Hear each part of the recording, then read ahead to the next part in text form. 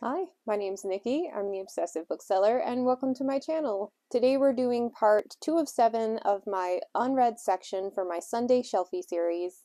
Last week was a lot of fun. I found a few things I didn't even know I had, which is always cool. The full playlist for this series is linked in the description below. It's probably my favorite thing I've done on this channel so far, and I hope you enjoy today's video. Let's look at some books.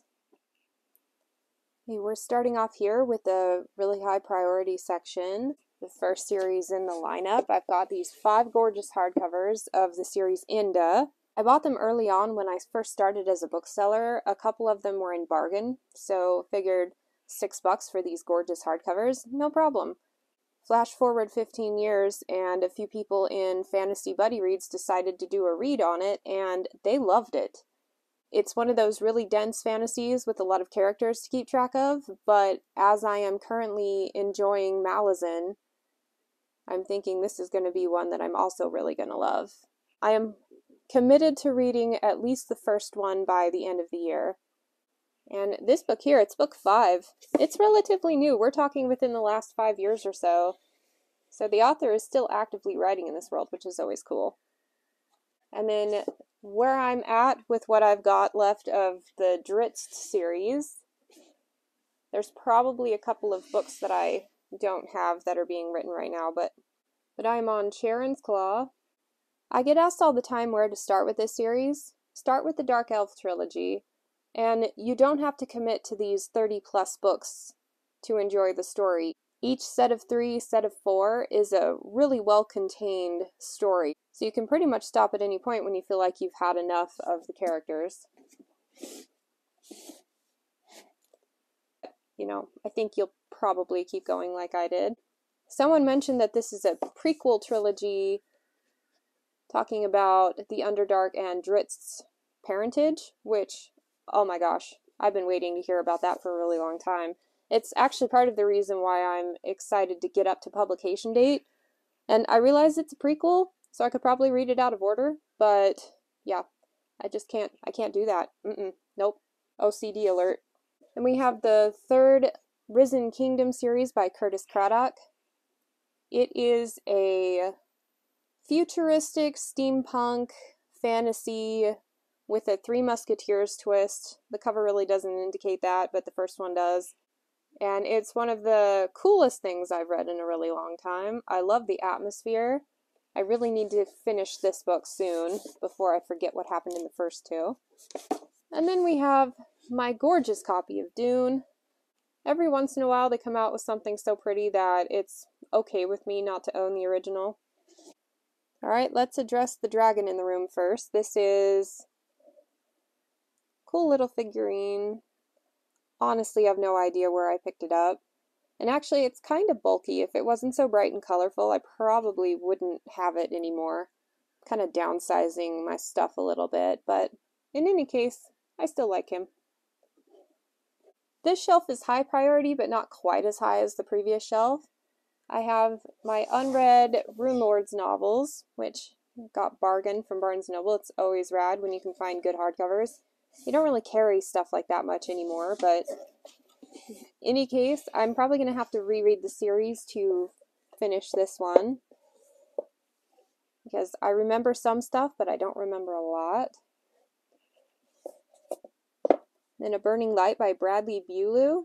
I hear I'm pronouncing that wrong. And Rob Ziegler. I like this guy's world building enough in the Shattered Sands series that I'm really eager to pick up something else, and this is a short one. So maybe I'll also include this in that novella challenge that I mentioned last week that I've got coming up in February. And then Adrian Tchaikovsky, someone I absolutely need to read. There are so many appealing books in his arsenal, and I just can't wait. And I'm noticing this one also has a massive spider. So, oh duh, it's called Spiderlight. This one looks like a creep fest, and it's one of his shorter books. I'm hopeful to at least read Children of Time and Guns of Dawn, and then if I finish those 2 this year, I'm going to try to get to this one next. The Wizard Hunters by Martha Wells. I love her Murderbot series, mostly because I love the voice that she used to tell the story. I think she's a really good writer for being able to nail such a solid tone for that series. And just reading the first couple pages in the Wizard Hunter book, I think I'm going to be sold with this one as well. And I'm noticing I've got some stuff out of order here. Aw. You might notice some of my paperbacks don't have covers. There's a weird perk at working at a bookstore. It's cheaper to ship the cover back to the publisher to get credit than to ship the entire book, and they actually lose money when they ship the entire books back. So these are what we call strip covers, and as a bookseller you get to take home a few. Now, this is not always to the detriment of everybody involved in the publishing world, because this one doesn't have a cover, but I went and purchased everything else to go with it. Same with this series. So I actually appreciate that it's something that they do with their excess stock, because it helps us pretty much underpaid booksellers have access to a whole bunch of titles that we can then talk to customers about. It's a win-win. Anyway, I would have told you a while ago that Son of Avanar was my highest priority, but as I mentioned in a recent video, this one has jumped. So hopefully I'll be picking that one up sooner than later. This is another situation where I got a strip of the third book, thought it looked so good that I went back and bought the first two. And Devlin's Luck, it looks like a pretty cool classic fantasy. It has really good ratings on Goodreads. And Patricia Bray is one of the authors I have a whole bunch of books from and always have been interested in, but have yet to make time to pick her up. I swear, going through all of these books with y'all makes me eager to spend more time reading my own stuff. If you had any idea how long most of these have been sitting here.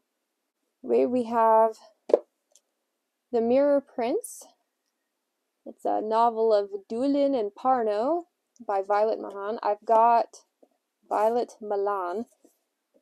I've got 4 of them. A couple of them don't have covers, but this one does. So I think eventually would like to get to those. Next shelf, we're getting into my more medium priority stuff. There's a little book fairy here. She lost an arm at one point, but you can't tell. Okay, first we have In the Company of Others by Julie Turnita, one of my favorite sci-fi writers. This is one of the few I haven't read from her. It's a standalone, which, you know, those are pretty rare. So I'm kind of saving it for a rainy day. Shoot, I know I have the first 2 of these somewhere. It's the Ancient Blades series by David Chandler. I am going to set that aside until I find those other ones. And then Maria Snyder's Poison series. We've got Magic Study, Fire Study, and I've actually read Poison Study. I don't know why I don't have it counted in my read section. I feel like I'd have to reread it to continue on. I read it right before Sarah J. Maas's Throne of Glass came out, and then picked that one up, and could not help but see the similarities between the 2 series. So if you like Throne of Glass, at least this first book here is pretty comparable. I quite liked it. Why I didn't continue, I couldn't tell you. Probably just because I had a lot going on and very, short attention span back then. But eventually I would like to get to the rest of these. Okay, then we have The Lord of Snow and Shadows. These ones don't have covers, but this one, Sarah Ashe. It has a pretty white snow owl on the cover. And that's all I know about it. It's a fantasy with owls. And then the next 2 have dragons. So I will say I did have a customer come in a couple times that read a lot of the same stuff I did at the time and highly recommended that series, so at least I won't be going in totally blind. Then we have Touched by Venom, Dragon Temple Saga by Janine Cross. My brother started reading this and didn't like it, but it has a dragon in it, so I'm committed to reading it eventually. Then Madeline Howard's Hidden Stars. This is one of those books I've been stalling on reading because I have this weird feeling that even though the cover is rad, that it's going to be incredibly boring. Like, I've picked up books that had this similar sort of awesome cover and been totally disappointed. So this book is catching some flack for some other poor decisions. Do you ever do that? Do you ever make like knee-jerk decisions on something? Maybe it's because I read the back of the book and I'm like, oh, that doesn't look as interesting as maybe I thought it did. Well, whatever, I've got 2 of them if I ever decide to get around to reading it. Then The Crimson Sword, Book 1 of The Legend of Asahel by Eldon Thompson. Really girthy fantasy novel. I don't know much about this one either, but something about like a really chunky fantasy novel I find highly appealing. Okay, we are on the last shelf of today's tour.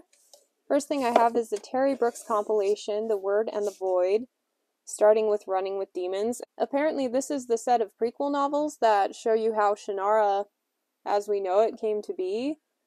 An awesome reading friend that I made growing up gave me a list of his all-time favorite books, and this was on it.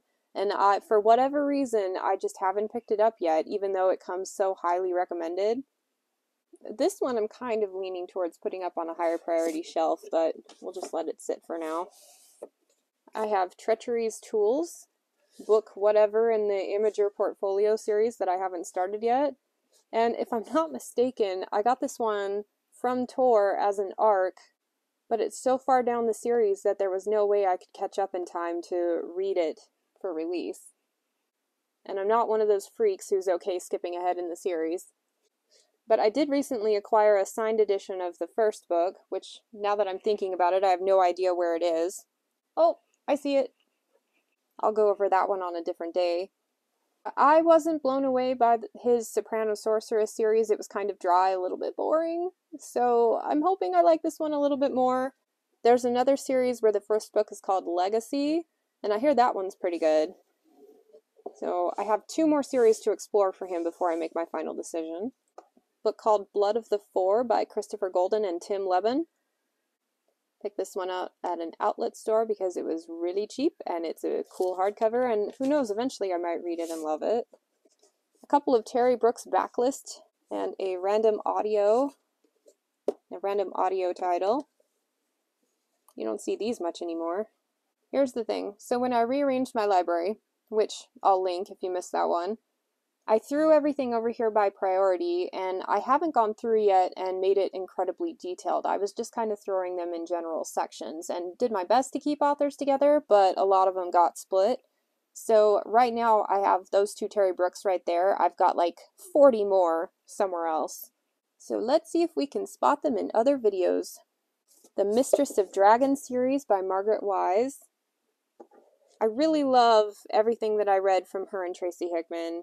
If I were to read something that just she wrote, this would be the series I pick up first. I mean, anything with dragons on it immediately has my attention. And from a pretty decent writer, I'm feeling like I'm really going to like those.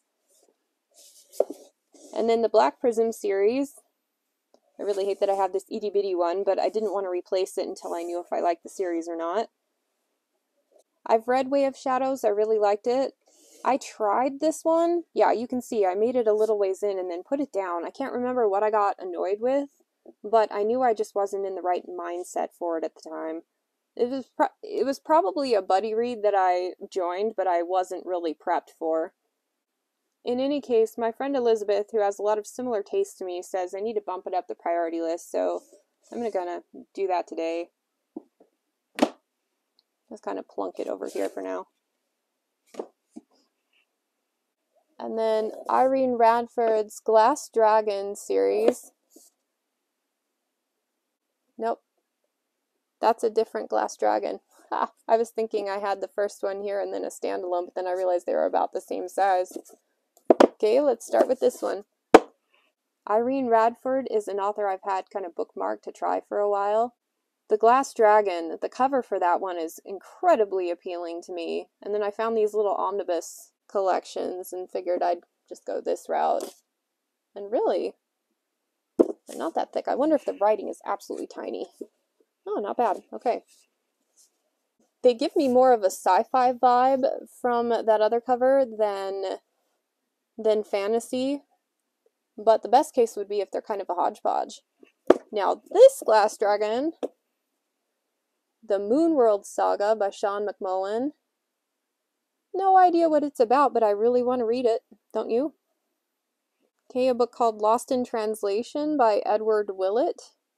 It's got kind of a weird gothic looking creature and a human here. It's a science fiction. Who knows what it's about, but anything published by Daw I tried to collect because they have pretty good stuff usually. Okay, Beyond the Hanging Wall by Sarah Douglas. I may as well consider this one read. I read both the Wayfarer series and the Dark Glass Mountain series, and every single last thing in this book is spoiled in those novels. But it was an interesting subject matter, so I feel like I'm just hanging on to it over here until perhaps I forget enough of it to want to pick this one up. I don't know, it doesn't have a cover. This one might be actually a candidate for letting go at some point. And they start of a massive David Gemmell book hoarding. I've got Legend here. Whoop. And I think these are the Draenei saga. I'm actually most interested in starting his Regante 4-book series first. But early on, I thought this was an author I'd probably get along with, so I picked up everything I could from him and actually bought the ones with covers, so yep, overall a good lineup. And I lied, since I made room by moving the Brent Weeks books, I'm going to put my Imager book here next to the other one, and it's first edition of the first book, and it's signed, so I mean, it's a subject matter I think I'm really gonna like, you know, magic, that kind of stuff. It's pretty broad, but, you know, I'm simple. And there we have this week's tour. Thank you so much for joining me on this Sunday Shelfie. I hope you found some books you've never heard of before that you'd like to read. I'm certainly discovering a few things that I forgot I had, so that's pretty cool. Thanks again, and I hope to catch you next time.